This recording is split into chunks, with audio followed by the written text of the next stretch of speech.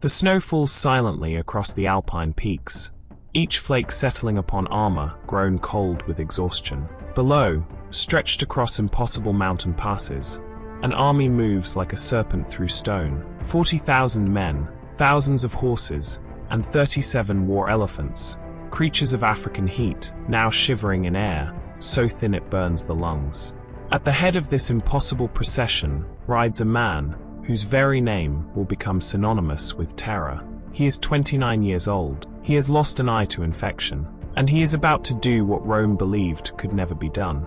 This is not merely an invasion. This is a promise kept to a father long dead, a vow sworn in blood and fire when he was still a child. This is Hannibal Barca, and he is bringing war to the heart of the greatest empire the world has ever known. But who was this man who dared challenge Rome? What forges a soul capable of such audacity? To understand Hannibal, we must first understand the world that created him, a world of ancient grudges, maritime empires, and a conflict so bitter it could only end in the complete annihilation of one civilization by another. The story begins not with Hannibal, but with Carthage itself. Built by Phoenician colonists from Tyre on the North African coast near modern-day Tunisia, Carthage had grown into a commercial colossus that dominated the Western Mediterranean. Its ships carried purple dye from Tyre, silver from Spain, grain from Sicily, and slaves from 100 conquered territories.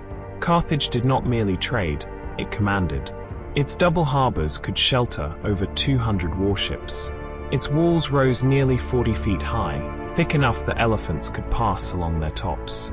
The city's wealth was legendary, its merchant princes rivaling kings, its temples glittering with offerings from grateful traders who had survived the sea's caprices.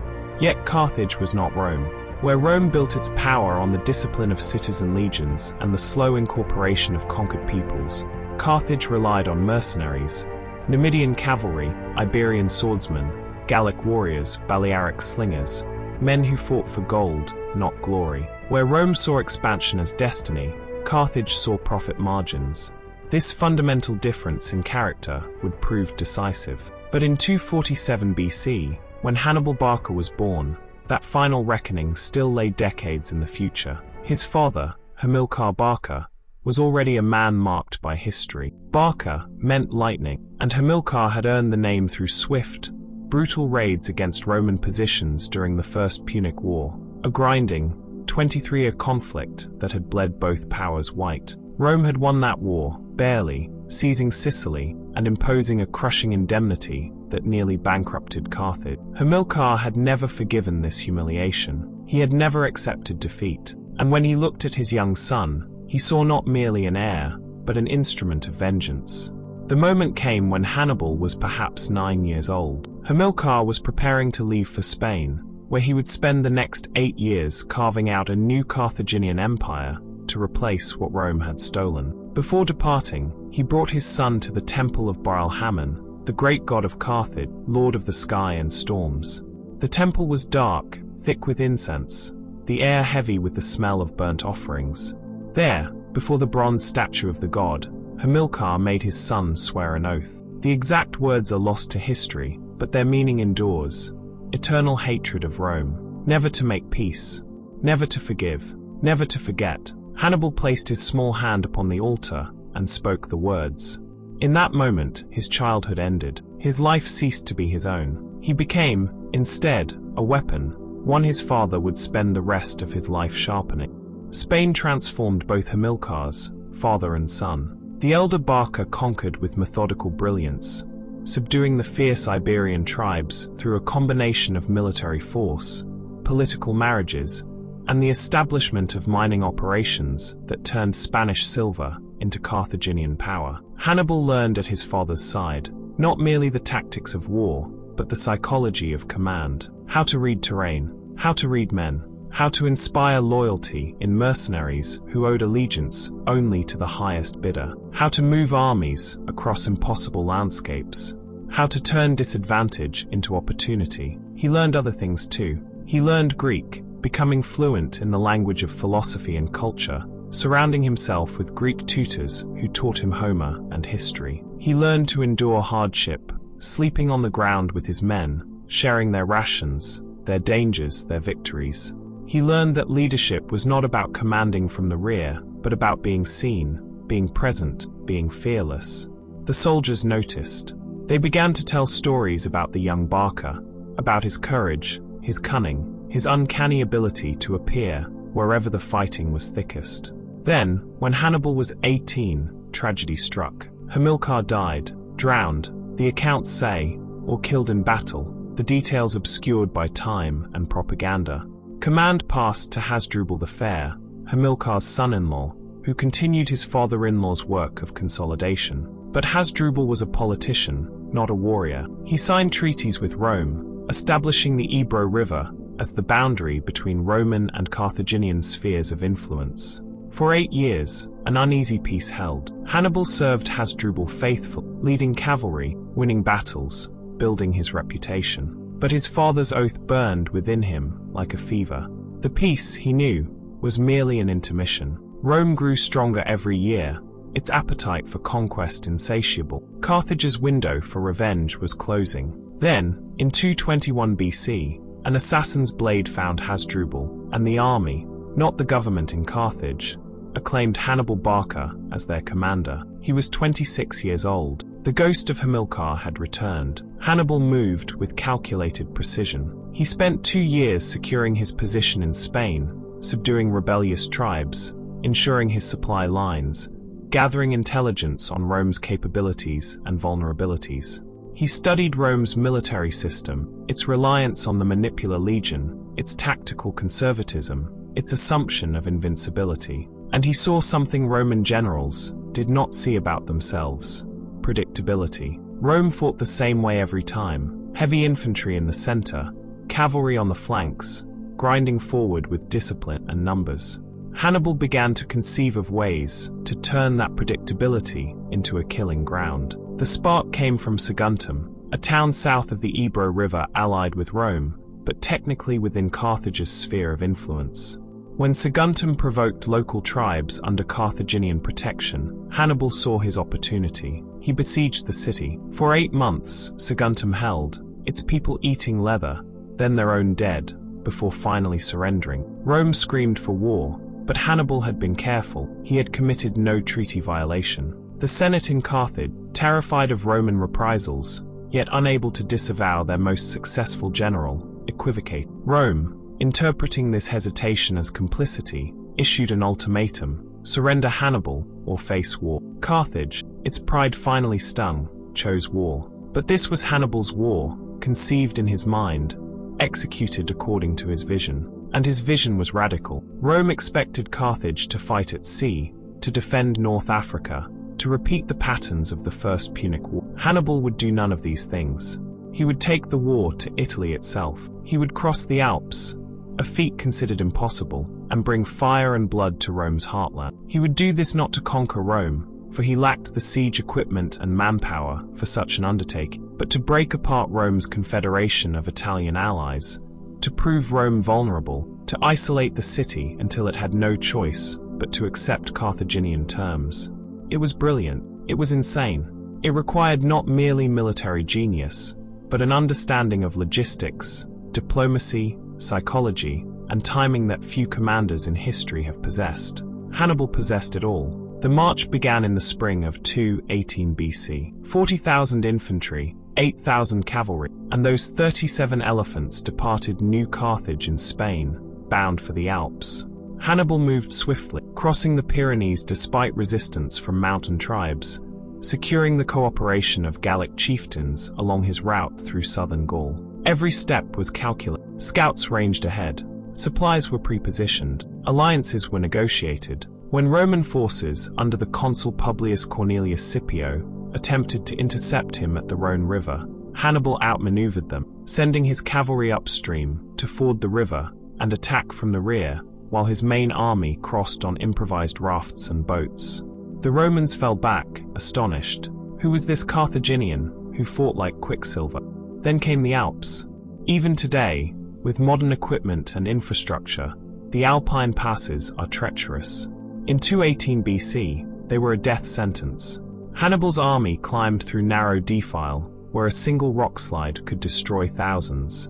They fought hostile mountain tribes who rolled boulders down upon them. They crossed glaciers and snowfields where men and animals simply froze in place. Food ran out. The air thinned. Men began to die not from enemy action, but from exposure, exhaustion, and despair. Hannibal drove them forward. When the path was blocked by ice, he ordered fires built to heat the rock, then doused it with vinegar to crack it, widening the passage. When his men faltered, he climbed to high ground and pointed down into the green plains of northern Italy, promising them wealth, glory, revenge. When elephants collapsed, he left them where they fell and moved on. The crossing took 15 days. By the time Hannibal descended into the Po Valley, he had lost nearly half his army. But he had done the impossible. He was in Italy. Rome had nowhere left to run. The Romans, recovering from their shock, dispatched armies to destroy this impudent invader. At the Trebia River in December 218 BC, Hannibal demonstrated his tactical genius for the first time on Italian soil. He baited the Roman consul Sempronius into attacking across an icy river, exhausting the legions before they even reached his lines. Then his brother Moggo, hidden with 2,000 picked men, erupted from ambush in the Roman rear. The legions disintegrated. 16,000 Romans died in the freezing waters. Hannibal lost only a fraction of that number, but victory came at a cost. The Alpine crossing and the winter campaign had cost Hannibal his elephants. All but one died from the cold and disease. He himself fell gravely ill with an infection that robbed him of sight in one eye. Yet even this wound became part of his legend. The one-eyed general, leading his polyglot army of Africans, Spaniards, and Gauls against the masters of the world. Through 217 BC, Hannibal ravaged central Italy. At Lake Trasimene, he ambushed an entire Roman army in the morning mist, trapping them against the lake shore and slaughtering 15,000 legionaries in 3 hours. The consul Flaminius died with his men, cut down as he desperately tried to rally his collapsing line. Rome panicked. The Senate appointed a dictator, Fabius Maximus, who adopted a strategy of deliberate avoidance, shadowing Hannibal's army but refusing to engage, slowly strangling his supply lines. The Romans called Fabius the Delayer. Hannibal called him the one Roman general who understood. But Rome's culture was built on aggressive warfare, on decisive battle, on the courage to face enemies head-on. The Fabian strategy, for all its wisdom, was politically unsustainable. In 216 BC, Rome elected 2 new consuls, Varro and Paulus, and authorized them to raise the largest army in Roman history, 86,000 infantry and cavalry, with one purpose: destroy Hannibal Barca. The armies met at Cannae, in southern Italy, on August 2, 216 BC. It would become the most studied battle in military history, a masterpiece of tactical annihilation. Hannibal had 50,000 men. He was outnumbered nearly 2 to 1. He had no tactical advantage of terrain or surprise. And yet he won the most complete victory in the annals of warfare. Hannibal deployed his army with his weakest troops, Gallic and Spanish infantry, in the center, deliberately forming them in a convex bulge toward the enemy. His African heavy infantry he placed on the flanks, hidden from Roman view by the mass of lighter troops. His cavalry he positioned on the wings, outnumbered but superior in quality. Then he waited. The Romans attacked exactly as Hannibal knew they would. Their massive infantry column smashed into his center, pushing it back, step by step. The Gallic and Spanish troops retreated, their line bending like a bow under pressure. The Romans, sensing victory, compressed their formation, squeezing more men into the killing zone, pushing forward with overwhelming force. They never noticed the African infantry on their flanks. They never noticed that what they thought was retreat was actually encirclement. Hannibal's cavalry swept the Roman cavalry from the field, then wheeled and charged into the rear of the Roman infantry. The African infantry pivoted inward, attacking the Roman flanks.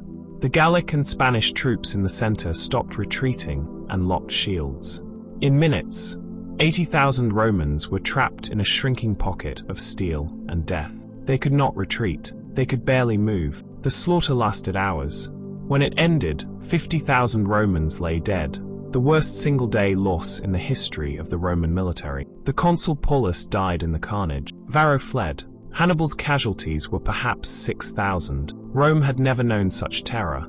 16 legions gone. A generation of young men butchered. The road to Rome itself lay open. Hannibal's cavalry commander, Hannibal, supposedly urged him to march on the city immediately. You know how to win a victory, Hannibal, but not how to use it. Perhaps Hannibal understood something Hannibal did not, that Rome could not be taken by storm, that its walls were too strong, that his army, for all its brilliance, lacked the siege equipment and numbers for such an undertaking. His strategy had always been political, not military. Break Rome's alliance system, force her into a peace that acknowledged Carthaginian equality. And for a time, it worked. Italian cities defected. Capua, the second city of Italy, opened its gates to Hannibal. Syracuse in Sicily rebelled. Philip V of Macedon allied with Carthage. Rome teetered on the edge of collapse. But Rome did not collapse. This was the marvel, the thing that Hannibal had not fully accounted for: Roman resilience, that stubborn, irrational refusal to admit defeat. The Senate forbade the very word peace. They mobilized every man who could hold a weapon. They freed slaves and armed them. They reformed the legions, again and again, replacing each destroyed army with a new one. They sent armies to Spain to cut Hannibal's supply lines. They found a general, Fabius's spiritual heir, who understood that beating Hannibal meant not fighting Hannibal, starving him, isolating him, grinding him down through attrition and time. For 13 more years, Hannibal remained in Italy, winning battles but losing the war. Carthage, dominated by a peace party that had never wanted this war, sent him minimal reinforcements.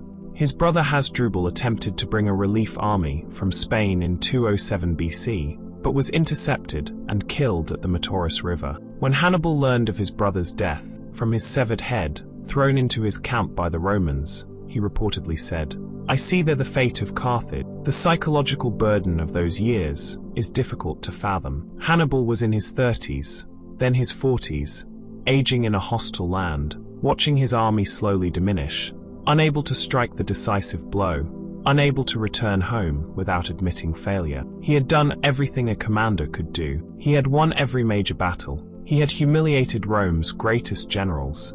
He had proven his tactical genius beyond any doubt. And yet Rome endured. This, perhaps, was Hannibal's tragedy. Not that he lost, but that victory was impossible, that the oath sworn in his childhood had set him on a path that could only end in futility. In 203 BC, Rome finally implemented the strategy that Hannibal had long dreaded. A young general named Publius Cornelius Scipio, son of the consul who had tried to stop Hannibal at the Rhone, invaded North Africa. Carthage, its territory threatened, recalled Hannibal. After 15 years in Italy, the ghost of Rome returned home. The final confrontation came at Zoma in 202 BC. Hannibal, facing Scipio, was no longer the invincible general of Cannae. His army was a patchwork of raw recruits and veterans. His elephants, untrained, panicked and trampled his own lines. Scipio, who had studied Hannibal's tactics obsessively, had learned his lessons well. He used the Carthaginians' own strategies against him: flexible formations, superior cavalry, encirclement. Hannibal's army broke. He fled the field with a handful of followers. The Second Punic War was over.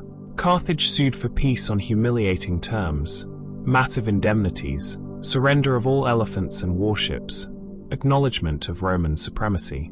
Hannibal survived, escaping to Carthage, where he briefly served as a civilian magistrate, attempting to reform the corrupt government that had betrayed him. But Rome demanded his surrender. In 195 BC, he fled into exile, wandering from court to court across the eastern Mediterranean, to Tyre, to Ephesus, to Crete, to Bithynia, always one step ahead of Roman agents, offering his military genius to any king who would use it against Rome. None could. Rome's shadow had grown too long. In 183 BC, the chase ended. Roman envoys arrived in Bithynia, demanding that King Prusias surrender his famous guest. Hannibal, now 64 years old, had prepared for this moment. He had always had poison ready. He swallowed it rather than face Roman chains.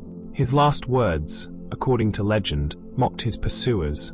"Let us relieve the Romans of their anxiety. They are too impatient to wait for an old man's death." He was buried far from Carthage, far from the Mediterranean, in a land whose name he barely knew. Within 50 years, Rome would complete what Hannibal had started. The Third Punic War ended with Carthage's total destruction, its people enslaved, its city razed and sown with salt, erased from existence so thoroughly that future generations would debate whether the city had even been real. But Hannibal endured. His name became a byword for military genius, studied by commanders from Caesar to Napoleon to Patton. His strategies remain required reading in military academies across the world. His crossing of the Alps achieved mythic status. His victory at Cannae became the template for the perfect battle, the dream of annihilation that generals have pursued ever since, almost always in vain. Yet beneath the legend lies something darker and more human. A boy who swore an oath he could never break, a man who spent his life fulfilling his father's dream of vengeance, who achieved everything except the one thing that mattered. Hannibal proved that Rome could be beaten. What he could not prove was that Rome could be destroyed. That required not merely tactical brilliance, but resources, political will, and institutional strength that Carthage simply did not possess. In the end, perhaps, the greatest tragedy of Hannibal Barca was not that he lost, but that he was born on the wrong side, brilliant, determined, and tragic, serving a state that was not equal to his vision, bound by an oath to hate an enemy too resilient to defeat. He remains frozen in history at the moment of his greatest triumph. Elephants crossing the Alps, terror in Rome, the impossible made real. The man who taught Rome how to be beaten, and in doing so, taught Rome how never to be beaten again. The snow still falls on the Alpine passes. 2,000 years have erased his footprints, but his shadow remains, cast across the centuries, a reminder that even the greatest empires are mortal, that audacity can shake the world, and that sometimes the most brilliant victories are merely the prelude to the most complete defeats.